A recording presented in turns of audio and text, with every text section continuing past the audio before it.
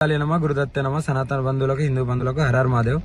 ఇప్పుడు ఏదైతే నేను ఒక లైవ్ చూశాను, రాధిక అనే ఆమె అడ్వకేట్, ఆమె లాయర్ గా చేస్తుంది.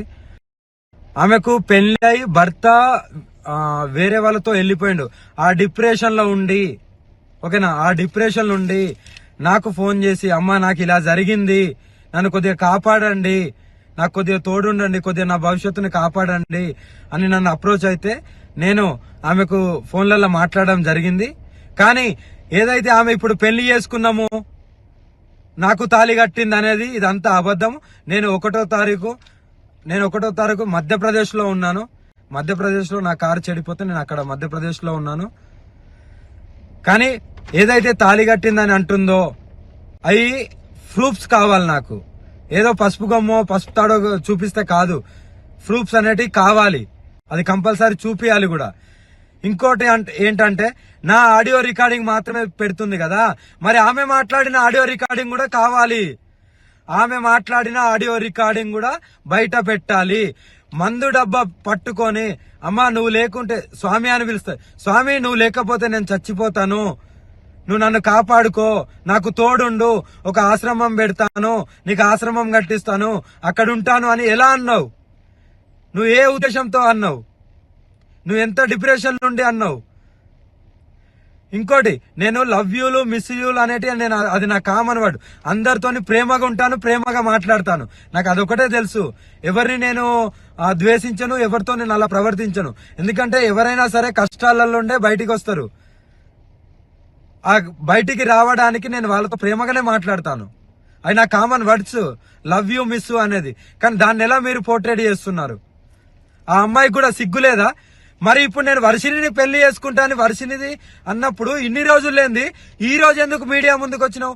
అదే రోజు వచ్చి మీడియా ముందు మాట్లాడొచ్చు కదా, అంత దమ్ము లేదా? ఇప్పుడు నీకెవడో వచ్చి చెప్తే నువ్వు మీడియా ముందుకు వస్తున్నావా? ఎవడో వచ్చి, నువ్వు లాయరే కదా, అదే రోజు నువ్వు కోర్టులో, అదే నువ్వు చేసే కోర్టులోనే నువ్వు పిటిషన్ వేసుకోవచ్చు కదా. ఇప్పుడు నువ్వు లాయర్ కాబట్టి అలా కూడా చేస్తావేమో. నువ్వు ఆ రోజు ఎందుకు మీ లాయర్ల సమక్షంలో అందరికి ఎందుకు చెప్పలేదు?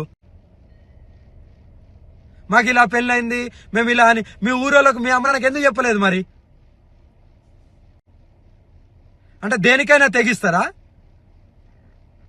నీ మొగుడు పోయిన డిప్రెషన్ లో, నీ మొగుడు వెళ్ళిపోయిన డిప్రెషన్ లోకి వెళ్ళి బయటికి రావలేదా అని ఫోన్ చేసిన దానివి ఇప్పుడు నా మీద నిందలేసి అంత పెద్దదానివి అయిపోయినావా? నీ ఆడియోలు కూడా బయటికి రావాలి. పెళ్లి చేసుకోమని అడిగింది నువ్వు, పెళ్లి చేసుకుంటా అని అడిగింది నువ్వు, పెళ్లి చేసుకోకుండా మందు దాగి చనిపోతా అన్నది నువ్వు. నీ ఆడియోలు బయటికి తీ. నువ్వు ఆడియో రికార్డింగ్ పెట్టుకున్నావేమో, బయటికి తీ.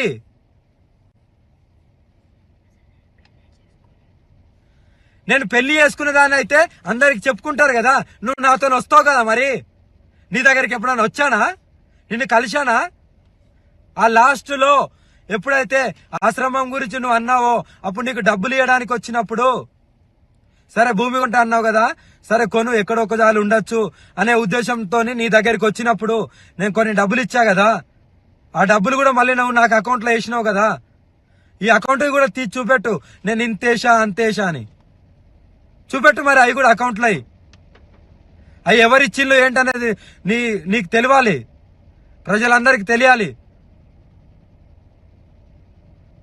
నువ్వు ఎవరెవరితో గడుపుతున్నావు, ఎవరెవరి దగ్గరికి వెళ్తున్నావు,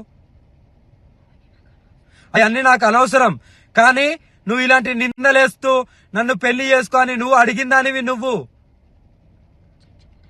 చచ్చిపోతా ఎవ్రీథింగ్ అన్నది నువ్వు. చచ్చిపోతాను, నేను బతుకుతలేనంటే నీకు నేను లవ్ యూలు మిస్ యూలు చెప్పాను తప్ప, ఎందుకు ఒక ఆడపిల్ల ప్రాణం ఊరికే పోవడము అని ఆ డిప్రెషన్లోకి వెళ్ళి బయటికి తీయడానికి అన్నాను తప్ప, నిన్ను పెళ్లి చేసుకున్నా అనే రుజువులు ఎక్కడున్నాయి? కావాలి నాకు అవి.